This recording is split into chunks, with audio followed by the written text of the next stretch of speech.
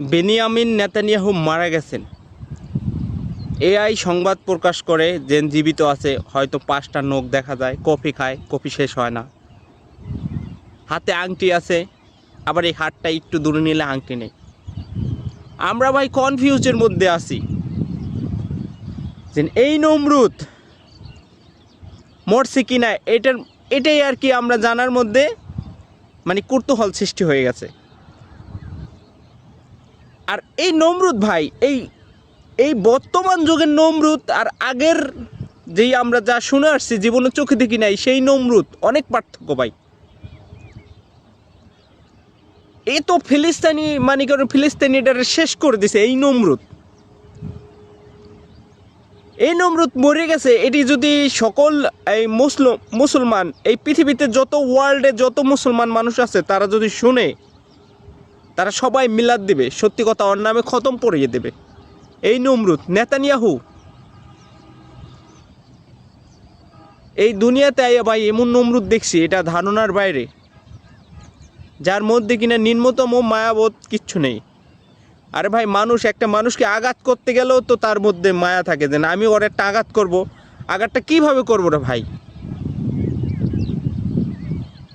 আর নিরীহ পরিবার সহকারে শেষ করে দিছে এই নমরুদ। মানে মানুষের পরিবার, মানুষকে মানুষ মনে করে নাই এই নমরুদ। প্রত্যেকটা ফ্যামিলির, ফিলিস্তিনি প্রত্যেকটা ফ্যামিলির অভিশাপ ওর গায়ে আছে। তা না হলে ইরান মধ্যপ্রাচ্যতে থাকা একটা দেশ এত ক্ষমতাশালী, কেউ কি ধারণা করছেন? আমরাও ইরানের জন্য দোয়া করি, কারণ কি ইরান হলো মুসলমানদের একটি শক্তিশালী দেশ হবে ইনশাল্লাহ।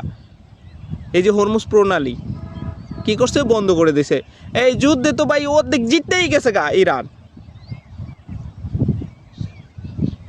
ডোনাল্ড ট্রাম্প কি করছে, অন্য দেশকে আহ্বান করছে যে হরমুজ প্রণালীটা খুলে দিতে আমার সাথে থাকো।